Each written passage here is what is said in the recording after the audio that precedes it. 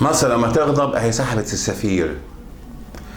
اللي بيحصل اليومين دول يا جماعه طبعا عدوان صهيوني غاشم، يعني مش لاقي حد يردها، فعماله تخبط دلوقتي في حماس مش عارفه رمت عليها صاروخين، راحت هي مش عارفه عامله ايه، وهجوم شاسع وهجوم كاسح وهجوم غاشم.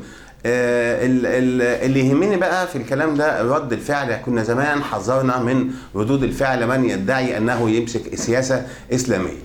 طبعا الموقف بتاعنا موقف هقول ان هو موقف كويس، ان هم سحبوا السفير بتاعنا وادوا جواب شديد اللهجه، وطبعا سحبوا السفير بالجواب اللي كان بعته الدكتور مرسي لشيمون بيريز.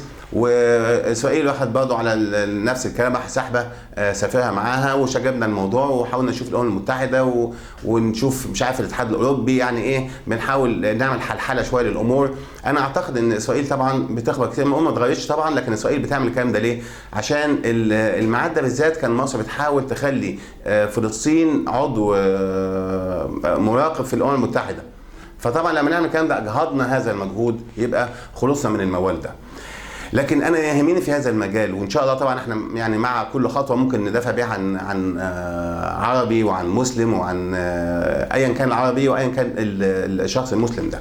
لكن انا بس هقارنها بحاجتين اتنين. احنا لو بنلعب دلوقتي سياسه اسلاميه كما يدعون، يبقى كان المفروض ان احنا بتاع بورما، المسلمين بورما، كنا نسحب السفير برضه بتاعنا من هناك، وكنا نشجب اللي بيحصل، وكنا نعمل اي موقف لو الموقف ده احنا بنشتغل كدوله اسلاميه. لكن كون ان انا اعمل الكلام ده عشان حماس، مش هقول ان هو يعني مش هسيء الظن واقول احنا اخوان وحماس هناك فبندافع كده، لا، اعتقد ان ده ممكن يكون نفس الموقف لو كان اي دوله عربيه اصابها نفس يعني اسرائيل ضربت، لو ضربت سوريا هنقف نفس الموقف، لو ضرب لبنان هنقف نفس الموقف. طب لو سياسه اسلاميه، يبقى انا لو ضربوا لبنان او المسيحيين بتوع فلسطين مش هتحرك، مش ده المفروض؟ طيب احنا دلوقتي بنتكلم عن القوميه العربيه، ما دام دخلنا في القوميه يبقى احنا بنشتغل بالعلمانيه القوميه او القوميه العلمانيه، يبقى احنا خرجنا الدين من اللعبه. لو عايزين نشغلها دين، يبقى المفروض بقى المسيحيين بتوعنا اللي في الجيش ما يهاجموش معانا اسرائيل ولا يخبطوا حاجه، ان دول يطلعوا في الجنب. انتوا بتتكلموا يا جماعه قوميه ولا بتتكلموا الاسلام؟ لو اسلام يبقى هم يخرجوا، هيضحوا بحياتهم ليه بقى؟ ما هم قاعدين في الوطن ده اسلاميين، اسره في نفس المكان.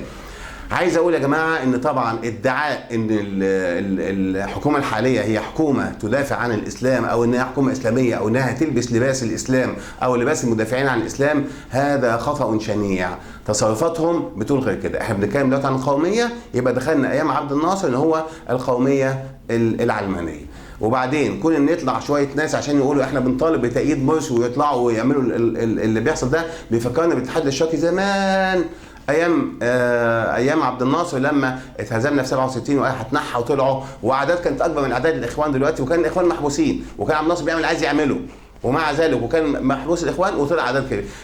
ان انا اطلع ايد ده بقى، يعني انا احس ان دي رجوع او رده لايام عبد الناصر. ودلوقتي المفروض اللي عايز يعترض او يعتصم بيعتصم لحاجه هو مش عاجباه، مش يعتصم عشان حاجه عجباني. يعني يطلع دلوقتي وهيطلع يوم الجمعه عشان تأييدا لقرارات مرسي ان هو وقف مع فلسطين او مع حماس ضد اسرائيل، وهو واقف بالكلام. طبعا يعني اتمنى ان هو الامور ما تتطورش اكتر من كده، واتمنى الموقف يكون عام، واتمنى ان احنا نخلص بقى من نعره ان احنا بنتكلم باسم الاسلام.